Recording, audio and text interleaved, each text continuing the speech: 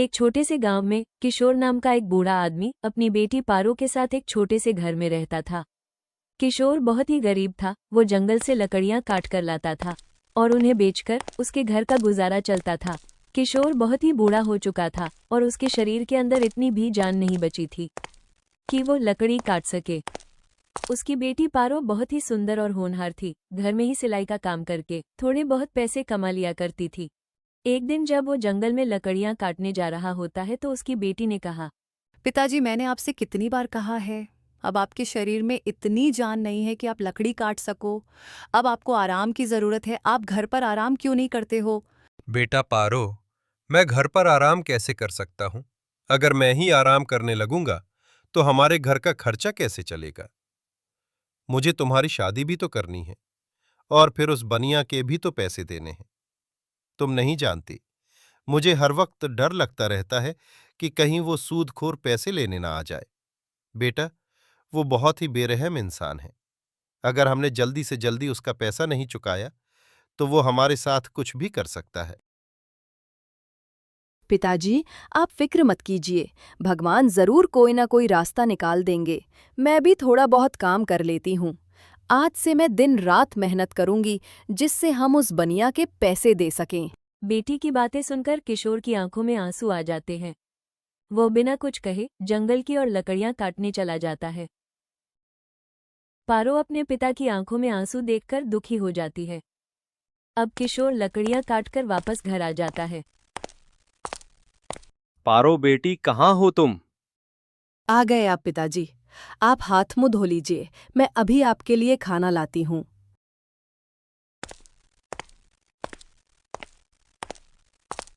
पिताजी, एक बात बोलूं, अगर आप बुरा ना माने तो आप किसी से थोड़े पैसे उधार लेकर उस बनिया के पैसे क्यों नहीं दे देते?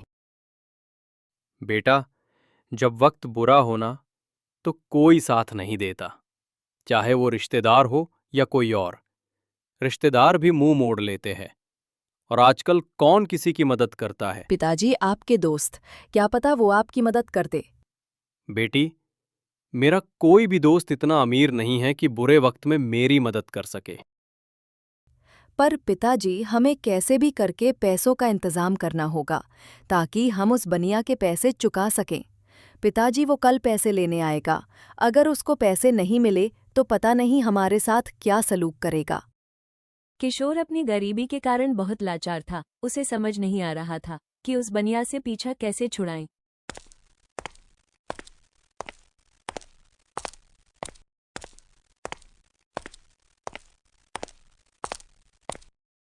तुम्हारे हाथ में कुल्हाड़ी देखकर लगता है कि तुम एक लकड़हारे हो और इस समय जंगल में लकड़ियां काटने जा रहे हो। हाँ बेटा, मैं एक लकड़हारा हूं। क्या तुम्हें मुझसे कोई मदद चाहिए? मुझे कोई मदद नहीं चाहिए, मगर अब तुम्हें सजा से कोई बचा नहीं सकता। या फिर हो सकता है राजा तुम्हें जीवन भर के लिए काल कोठरी में डलवा दे। ये तुम क्या कह रहे हो बेटा? मैंने तो ऐसा कोई काम नहीं किया जिसके लिए राजा मुझे इतनी कठोर सजा देंगे। क्या तुम्हें नहीं पता, राजा ने पेड़ काटने पर रोक लगाई है। कोई भी जंगल में लकड़ी काटने गया तो राजा उसे कठोर से कठोर सजा देंगे। अब तुम्हें मेरे साथ राजा के पास चलना होगा। बेटा, अगर मैं लकड़ियां नहीं काटूंगा तो मेरे घर का गुजारा कैसे होगा? अगर तुम चाहते हो कि राजा तुम्हें सजा ना दे तो तुम्हें मुझे कुछ पैसे देने होंगे, तभी मैं तुम्हारे बारे में राजा को कुछ भी नहीं बताऊंगा। अनजान व्यक्ति की बातें सुनकर मनोहर की आंखों में आंसू आ जाते हैं। अब तुम रो क्यों रहे हो? रोने से कुछ नहीं होगा। या तो पैसे दो या फिर राजा के पास चलो। पैसे तो मेरे पास नहीं है। अगर तुम चाहो तो मुझे राजा के पास ले जा सकते हो। क्या तुम्हें डर नहीं लगता? थोड़े से पैसों के लिए अपनी जान जोखिम में डाल रहे हो। किशोर अपने घर के हालात उस अनजान व्यक्ति को बताता है। बेटा, मेरे घर में मेरी एक बेटी भी है और मुझे उसकी शादी भी करवानी है और उससे पहले मुझे बनिया के पैसे भी देने हैं। अगर मैंने उसके पैसे नहीं दिए तो वो मेरी जान ले लेगा। अब तुम ही बताओ बेटा, मैं क्या करूं? किशोर की बात सुनकर अनजान व्यक्ति कहता है, देखो, वैसे मैं किसी पर भी दया नहीं करता हूँ, लेकिन तुम बूढ़े हो और तुम्हारी एक बेटी भी है जिसकी तुम्हें शादी भी करनी है। मैंने आज तक अपनी जिंदगी में कोई भी अच्छा काम नहीं किया है, लेकिन हाँ, आज जरूर करूंगा। क्या पता इस नेक काम से भगवान मुझसे खुश हो जाए। तभी वो आदमी सोने के सिक्कों से भरी एक थैली निकालकर अशोक को दे देता है। इस थैली में सोने के सिक्के हैं, कुछ सिक्के तुम उस बनिया को दे देना और बाकी जो बचेंगे उससे अपनी बेटी की शादी करवा देना। बेटा, मैं तुमसे ये सोने के सिक्के नहीं ले सकता। मैं तो तुम्हें जानता भी नहीं, फिर तुमसे ये सिक्के कैसे ले सकता हूं? तुम मेरे लिए भगवान से काम नहीं हो बेटा। तुम्हारी हर मनोकामना पूरी हो, मैं तुम्हारा यह एहसान कभी नहीं भूलूंगा। तुम्हारा बहुत बहुत धन्यवाद बेटा। अब तुम यहां से जाओ, इससे पहले तुम्हें कोई और देख ले।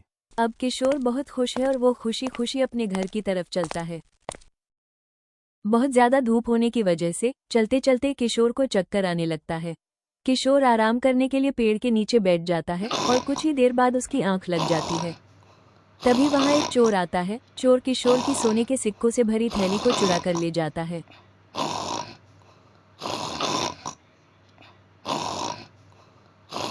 थोड़ी दूर जाने के बाद जब वो चोर थैली खोलकर देखता है तो खुशी से नाचने लगता है। अरे वाह, इतने सारे सोने के सिक्के, मेरी तो किस्मत जाग गई। अब मेरी पत्नी और मेरे बच्चों को भूखे पेट नहीं सोना पड़ेगा। अब मुझे काम करने की जरूरत भी नहीं पड़ेगी। इतना कहकर चोर घर की तरफ जाने लगता है। जब किशोर की आंख खुलती है तो वो देखता है कि उसकी थैली गायब है। थैली ना मिलने पर वो दुखी हो जाता है और खुद को कोसने लगता है। हे भगवान, ये क्या हो गया? ना जाने मैं यहां कैसे सो गया। न ही मैं सोता, न मेरे सोने के सिक्कों से भरी थैली चोरी होती। इतनी देर के बाद कोई खुशी मिली थी, लेकिन अब वो भी मुझसे छिन गई। अब मेरी बेटी की शादी कैसे होगी और मैं उस बनिया का कर्ज कैसे चुकाऊंगा? हे भगवान, मुझ बूढ़े और लाचार की मदद कर। अरे भाग्यवान, तुम हमेशा मुझे ताने देती थी कि कोई काम नहीं करता। ये देखो आज मुझे क्या मिला, सोने के सिक्कों से भरी थैली। अब मुझे कोई भी काम ढूंढने की जरूरत नहीं है। आप इतने सारे सोने के सिक्के कहाँ से लाए हो? तुम्हारे ये सवाल पूछने की आदत कब जाएगी? मैं इतने सारे सोने के सिक्के कहाँ से लाया? तुम्हें इससे क्या मतलब? मुझे जानना है कि आप इतनी जल्दी इतने सारे सोने के सिक्के कहाँ से लाए। आपने ये सोने के सिक्के चोरी तो नहीं किए हैं? तुम बहुत शक करती हो। हाँ, मैं ये सोने के सिक्के चोरी करके लाया हूँ।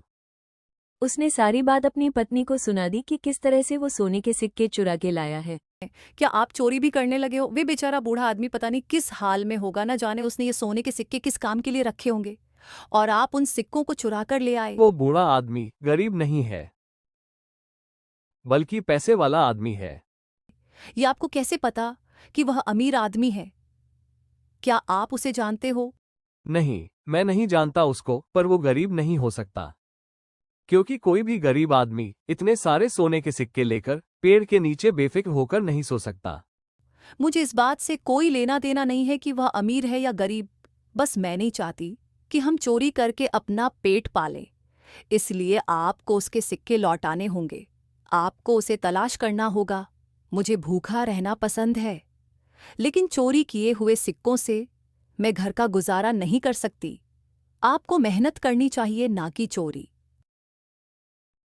तुम ये कैसी बेवकूफ़ी वाली बात कर रही हो? अब मैं उस बूढ़े आदमी को कहाँ जाकर ढूंढूं?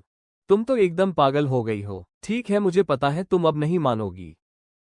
ठीक है, मैं उस बूढ़े आदमी के सिक्के वापस कर दूंगा। मैं कल सुबह जाकर ही उस बूढ़े आदमी की तलाश करूंगा। अब खुश हो ना तुम? आ गए आप पिताजी। मैं कब से आपका इंतजार कर रही थी। आज आपको घर आने में इतनी देर कैसे हो गई? बूढ़ा किशोर कुछ भी नहीं बोलता है। पिताजी, आप इतने चुप क्यों हैं? कुछ बोलते क्यों नहीं? किशोर अपनी बेटी को सब बताता है। उतने में ही बनिया पैसे लेने के लिए उनके घर आ जाता है। किशोर उसे देखकर घबरा जाता है। तुमने मेरे पैसे देने का वादा किया था, चल जल्दी से मेरे पैसे निकाल। मैंने आपके पैसों का इंतजाम कर लिया था, पर किसी ने मेरे सोने के सिक्कों की थैली को चुरा लिया। तूने मुझे पागल समझा है क्या कि तू मुझसे झूठ बोलेगा और मैं मान लूंगा? तेरे जैसे मुझे हजारों मिलते हैं झूठ बोलने वाले। जल्दी से मुझे मेरे पैसे दे, मेरा समय बर्बाद मत कर। मैं झूठ नहीं बोल रहा हूँ, मेरा विश्वास करो, किसी ने मेरे सिक्के चुरा लिए। अच्छा, तो तेरे पास वो सोने के सिक्के कहां से आए? मुझे भी तो पता चले तू बुढ़ापे में क्या करता है। चुप क्यों है? बताता क्यों नहीं कि तेरे पास वह सोने के सिक्के कहां से आए?